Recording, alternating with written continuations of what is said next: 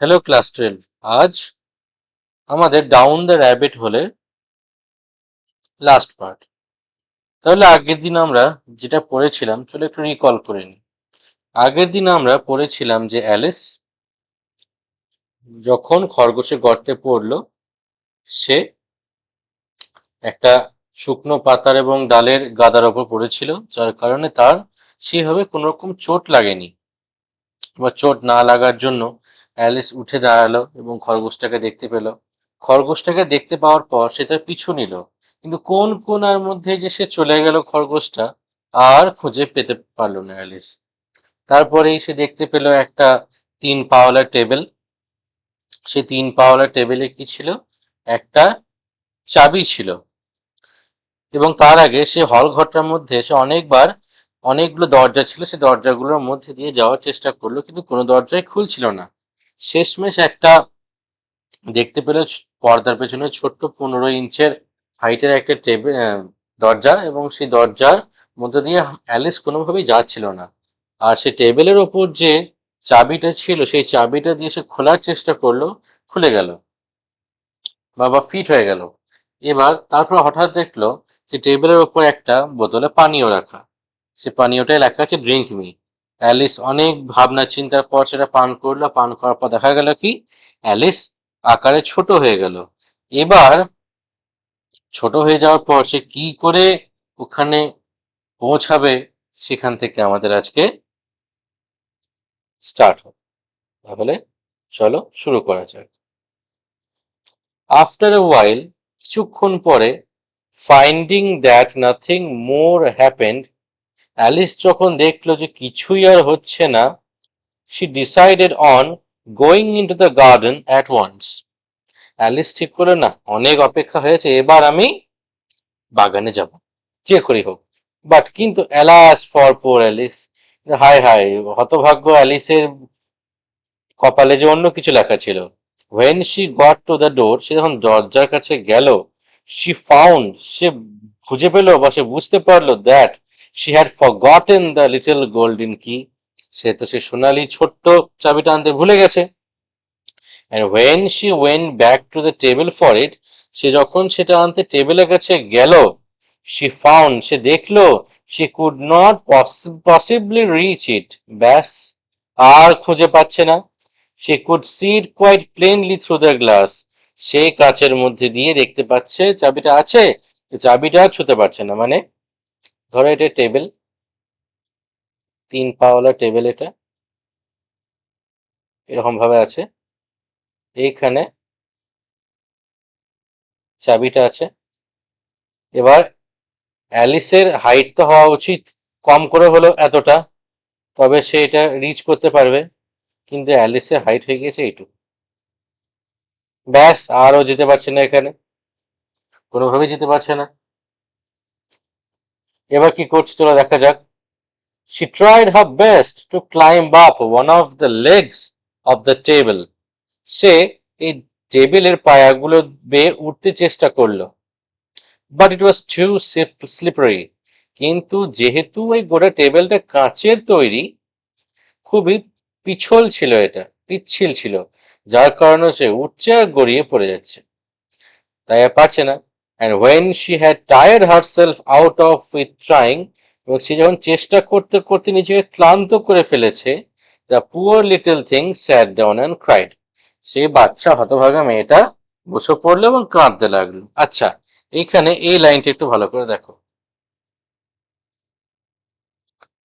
when she had tired herself out with trying, অর্থাৎ Alice ক্লান্ত হয়ে পড়েছে, কি হবে, নিজে চেষ্টা করতে করতে ক্লান্ত হয়ে গেছে। অর্থাৎ সে এমনি এমনি ক্লান্ত হয়নি, সে অনেক পরিশ্রম করার পর ক্লান্ত হয়েছে। তার মানে এখান থেকে তার অ্যালিসের যে সে একজন ওয়ার্কাহলিক, সে যে কাজ করতে পছন্দ করে, সেই ক্ষেত্রে কিন্তু আমরা এর মধ্যে দিয়ে দেখতে পেলাম। Come, there's no use in crying like that, অনেক হয়েছে, কেঁদে আর কোনো লাভ নেই, said Alice to herself, Alice নিজেই নিজেকে বললো। তাহলে দেখবে যখন তুমি হতাশ হয়ে যাও, একসময় তোমার মনে হবে যে না, আর ফালতু হতাশ হয়ে লাভ নেই, যে কাজ করছিলাম সে কাজেই মনোযোগ দিই। রাদার শার্পলি, বেশ কর্কশ ভাবে নিজেকে সে বলল, advise you to leave off this minute. আমি তোমাকে আদেশ করছি বা পরামর্শ করছি এই কান্না ছেড়ে দাও। অ্যাডভাইস এই বানানটা লক্ষ্য করো, এডি ভিআই এসি অ্যাডভাইস আর এডি ভিআই সিই অ্যাডভাইস। যদি এসই থাকে তাহলে সেটা একটা ভার্ব, আর যদি সিই থাকে তাহলে সেটা কিন্তু একটা নাউন। ঠিক আছে, তাহলে এখানে আমাদের আছে এসি, তাহলে এটা একটা verb. She generally gave herself very good advice। এই যে এখানেও অ্যাডভাইস, কিন্তু এখানে আছে এস, এখানে আছে সি, তাহলে এখানে হচ্ছে অ্যাডভাইস ভার্ব, এখানে অ্যাডভাইস হচ্ছে নাউন। ঠিক আছে, though she very seldom followed it। বলছে অ্যালিস কিন্তু সাধারণত নিজেকে খুব ভালো পরামর্শ দিতে পারত, কিন্তু কোনো লাভ নেই, সে সেগুলো কদাচিৎ বা মাঝে মাঝে অনুসরণ করতো, সবসময় শুনতো না। সেলডাম মানে হলো কদাচিৎ বা মাঝে মাঝে, that adverb. And sometimes she scolded herself so severely as to bring tears into her eyes। এটা বলছে অ্যালিস মাঝে মাঝে নিজেকে এতই কঠোরভাবে বকে দিত, সে নিজের বকা খেয়ে নিজেই কাঁদতে লাগতো। And once she remembered trying to box her own ears for having cheated herself in a game of croquet। তাহলে বলছে অ্যালিস একবার নিজে কান এত জোরে, সে নিজের কানে চাপড় মেরেছিল বা নিজের কান এত জোরে সে মুলে দিয়েছিল যে একটা খেলা খেলতে গিয়ে, আচ্ছা না, একবার বলছে অ্যালিস মনে পড়েছিল যে অ্যালিস এবার খেলা খেলছিল, ক্রকেট একটা বলে একটা খেলা আছে, সে ক্রকেট খেলা খেলতে গিয়ে সে নিজের সঙ্গে চিট করেছিল। সে ক্রকেট গেমে চিট করতে গিয়ে অ্যালিসের হলো কি, অ্যালিস নিজেই চিট করেছে আর সেটা তার বাজে লেগেছে, নিজেকে এসে বকে দিয়েছে। এটা হচ্ছে ওর চরিত্র। অর্থাৎ আমরা যদি দেখি যে অ্যালিসের মধ্যে কিন্তু দুটো সত্তা বিরাজমান। এক সময় সে নিজে বাচ্চা মানুষ হয়ে যায়, ও অন্য সময় নিজেই একজন অ্যাডাল্টের মতো আচরণ করে এবং নিজেকে বকে দেয়। আচ্ছা, ক্রকেট গেমটা কি তোমাদের বলি। ক্রকেট গেমে এরকম একটা বক্সের মতো করা থাকবে, এরকম, এর মধ্যে দিয়ে তোমাকে বল নিয়ে যেতে হবে, এরকম বল থাকবে, আর একটা এরকম হাতুড়ির মতো একটা ব্যাট থাকবে, তোমাকে এর মধ্যে দিয়ে নিয়ে যেতে হবে। অনেকটা গলফ খেলার সঙ্গে তুলনা করতে পারো, যদিও গলফ আর এটা পুরোপুরি আলাদা। এই ক্রকেট গেম অ্যালিস খেলছিল আর সে নিজের খেলার সঙ্গে নিজেই চিট করে দিয়েছে এবং সে নিজেই নিজেকে শাস্তি দিয়ে দিয়েছে। বাহ বাহ। For this curious child was very fond of pretending to be two people। এই যে এই উৎসাহী বাচ্চাটি, উৎকণ্ঠা উৎকণ্ঠায় পরিপূর্ণ বাচ্চাটি খুব ভালোবাসতো দুটো মানুষ সাজতে। বাট ইটস নো ইউজ নাও। এই যে আবার 11 করে দিয়েছে, এটা নো হবে। আচ্ছা, এটা মুছেই দিই, মুছে লিখে দিই।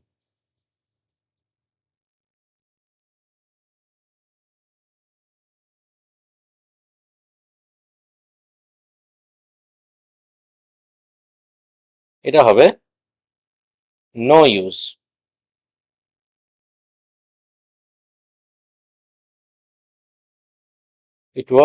But it's no use now, কিন্তু এখন তো সে যে কোনো লাভ নেই, কারণ কেউ নেই দেখার জন্য।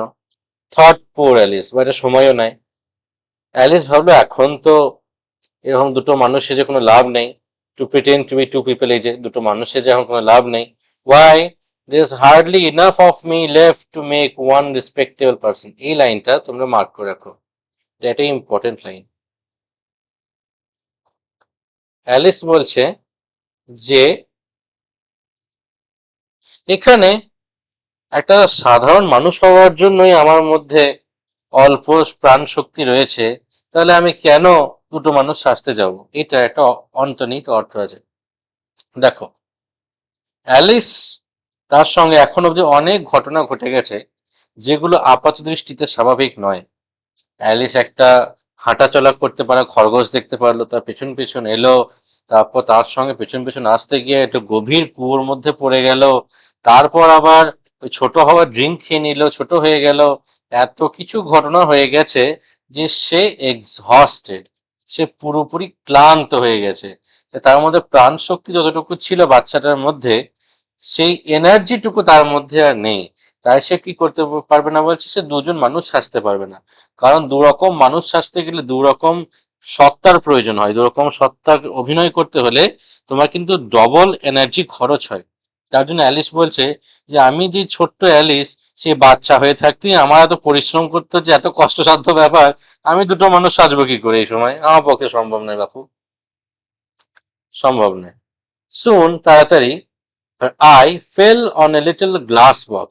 এবার তার চোখ গেল একটা কাঁচের বাক্সতে, that was lying under the table, যেটা ছিল সেই টেবিলের নিচে রাখা ছিল। অ্যালিসের চোখে পড়লো একটা কাঁচের বাক্স। she opened it. অ্যালিস বাক্সটা আবার খুললো, and found in it a very small cake. এবং তার মধ্যে সে একটা খুবই ছোট্ট কেক দেখতে পেল। আচ্ছা, তোমরা বলো দেখি কেকের বাংলা কি? কেকের বাংলা কি বলো দেখি? দেখো, কেকের বাংলা হচ্ছে পিঠা বা পিঠে। কেকের বাংলা হচ্ছে পিঠা বা পিঠে। সেই কেকের কি ছিল? on which the words eat me were beautifully marked in currents. এই কারেন্ট মানে কিন্তু যে কারেন্ট আমরা দেখি ওই কারেন্ট নয়, এই কারেন্ট আলাদা অর্থ বলে দিচ্ছি, দেখো। তাহলে অ্যালিস যে কেকটা দেখলো, ওর উপরে সুন্দরভাবে কারেন্টস দিয়ে সাজানো আছে বা লেখা আছে কি, ইট মি, আমায় খেয়ে নাও। দেখো, তোমরা নিশ্চয়ই কিশমিশ শব্দটা শুনেছো। কিশমিশ, এই কারেন্টস মানেও কিন্তু এক ধরনের কিশমিশ। আবার তোমরা হয়তো অনেকে জানো রেজিন মানেও কিন্তু, রেজেন্স মানেও কিন্তু কিশমিশ। কিন্তু অর্থগত দিক থেকে এদের অর্থ এক হলেও প্রকৃতিগতভাবে এদের মধ্যে কিন্তু পার্থক্য রয়েছে। এই কারেন্টস যে কিশমিশগুলো হয়, সেগুলো আকারে হয় একটু ছোট ছোট এরকম টাইপের, আর এগুলো একটুখানি টেকো ভাব বা টক ভাব বেশি থাকে। আর রেইজিন মানে যে কিশমিশগুলো হচ্ছে, সে আঙুরগুলো একটু আকারে বড় হয়, ধরো এরকম হয়ে থাকে একটা কিশমিশ মানে রেজিন। রেজিন যদি এরকম হয়, কারেন্টস হবে এরকম, কারেন্টস এরকম আকৃতির হয়ে থাকে। তাই দুটোর অর্থ এক হলেও দুটো কিন্তু প্রকৃতিগতভাবে একটু ডিফারেন্ট। তাহলে কারেন্টস মানে আমরা কি বলবো, ছোট আকৃতির আঙুর। তাহলে ছোট ছোট আঙুরে, আঙুর বলছি, ছোট ছোট কিশমিশ। কারেন্টস মানে হলো ছোট ছোট কিশমিশ। তাহলে ছোট ছোট কিশমিশে সেখানে সাজাইয়ে লেখা আছে ইট মি, আমায় খেয়ে নাও। ওয়েল, আই উইল ইট ইট, বলছে বেশ, খেয়ে নি এটা। সেড অ্যালিস, অ্যালিস নিজেই নিজেকে বললো। And if it makes me grow larger, I can reach the key. And if it makes me grow smaller, I could creep under the door. So either way, I will get into the garden, and I don't care which happens. শেষের লাইনটা mark করে রাখো, I don't care which happens. দেখো, অল্প অল্প করে আগে অর্থগুলো বুঝি।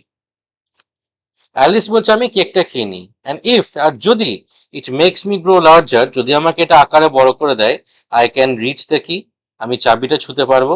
And if it makes me grow smaller, এবং যদি এটা আমাকে ছোট করে দেয়, I can creep under the door, আমি দরজার তলায় হামাগুড়ি দিয়ে চলে যেতে পারবো। সো ইদার ওয়ে, যেটাই হোক আমার সুবিধেই হবে। I will get in to the garden, আমি সহজেই বাগানের মধ্যে চলে যেতে পারবো। And I don't care which happens, আমার কিচ্ছু যায় আসে না কি হবে। এইখানে কিন্তু আমরা এবার দেখতে পাচ্ছি অ্যালিস কিন্তু ডেসপারেট হয়ে গেছে। অ্যালিস এত হতাশ হয়েছে, এত হতাশ হয়েছে, তার সঙ্গে এবার কি হবে তার যায় আসে না, তার সঙ্গে যাই হোক না কেন তার কিচ্ছু যায় আসে না। অর্থাৎ অ্যালিস কিন্তু এবার ডেসপারেট হয়ে গেছে। অ্যালিস এবার আমাদের ছোট্ট অ্যালিস খুবই ডেসপারেট হয়ে গেছে। অর্থাৎ অ্যালিস এবার বলছে যাই হয়ে যাক না কেন, পেনটা কি হলো, ডেসপারেট। অ্যালিস হয়ে গেছে আমাদের খুবই ডেসপারেট, অর্থাৎ তার সঙ্গে যাই হোক না কেন তার কিচ্ছু যায় আসে না। এবার অ্যালিস কি বলছে, কেকটা খেয়েই দেখি। সে এট আ লিটল, সে একটু খেলো, আ বিট একটুখানি, অ্যান্ড সেড অ্যাংজিয়াসলি, উৎকণ্ঠার সঙ্গে সে নিজেকে বলল,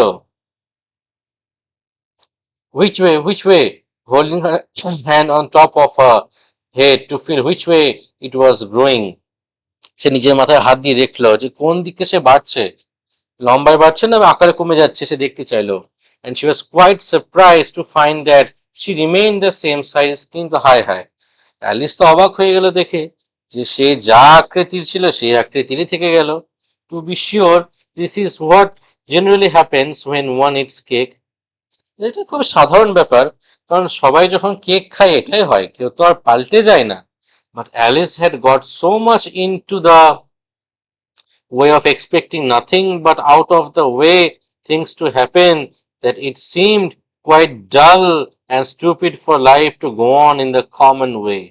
এই লাইনটাও কিন্তু খুবই ইম্পর্টেন্ট একটা লাইন, এটাও তোমরা মার্ক করে রেখো।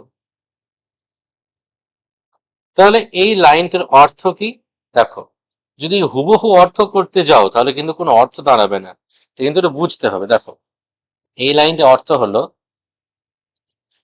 যে অ্যালিস যবে থেকে সে কুয়োর মধ্যে পড়ে এত কিছু ঘটনা দেখেছে, সে ভেবেছিল সাধারণ ঘটনায় ঘটবে, কিন্তু এত অসাধারণ অপ্রত্যাশিত ঘটনা তার সঙ্গে ঘটেছে যে সে এবার সাধারণ যে ঘটনাগুলো সেগুলো তার আর পছন্দ হচ্ছে না। যদি তুমি রোজ মাংস ভাত খাও তাহলে তোমার মাংস ভাত আর ভাল লাগবে না, তোমার তখন মনে হবে সাধারণ কিছু খায়। বা তোমার ধরো অনেক তুমি সাধারণ খাবার খাওয়া অভ্যেস, তুমি অসাধারণ কিছু খাবার খেলে তোমার তখন সাধারণ খাবার আর পছন্দ হবে না। অর্থাৎ আমরা যে জিনিসে অভ্যস্ত সেটাতে আমরা অভ্যস্ত হয়ে পড়ি, এবং ব্যতিক্রমী কিছু যদি আমাদের সঙ্গে ঘটে তখন আমাদের কিন্তু খুব দৃষ্টিকটু লাগে। যেমন ধরো যারা ফ্রি ফায়ার বা বিজিএমআই খেলে, তা তোমরা দেখবে কি, ধরো কোনো ভালো প্রো লেভেল প্লেয়ারের সঙ্গে তোমাদের ম্যাচ পড়লো 5-6টা পর পর, তোমরা খেলে গেলে দারুণ ম্যাচ খেলে খুব উত্তেজিত হয়ে গেলে, অ্যাড্রিনালিন রাশ হচ্ছে, তোমরা একদম উত্তেজনায় মানে একদম এক্সপেক্টেড করছো যে তোমরা যে একটা ভালো প্লেয়ার আসবে, হঠাৎ দেখা গেল কি তোমাকে একটা বট লবি দিয়ে দিল, চারিদিকে শুধু বট আর বট, ভালোই লাগছে না খেলতে, ঠিক সেরকম লাগবে। তাই বলছে অ্যালিস যে তার সঙ্গে এত অপ্রত্যাশিত ঘটনা হয়েছে যে এই সাধারণ ঘটনাগুলো তার কাছে খুবই অদ্ভুত এবং ম্যাড়মেড়ে টাইপের মনে হচ্ছে। তো অ্যালিস বলল, এই আবার কি হচ্ছে, যদি এরকম হওয়ার কথা, কিন্তু তার তো ভালো লাগছে না, কারণ এত অপ্রত্যাশিত ঘটনা সে দেখেছে যে এটা তার কাছে খুব দৃষ্টিকটু মনে হচ্ছে। সো তাই সে করলো কি, she set to work and very soon finished off the cake. Say cake খেতে বসে পড়লো, কেকটা খেয়ে সে শেষ করে দিল। গল্প আমাদের শেষ, এইটুকুই ছিল আমাদের ডাউন দ্য র্যাবিট হোল।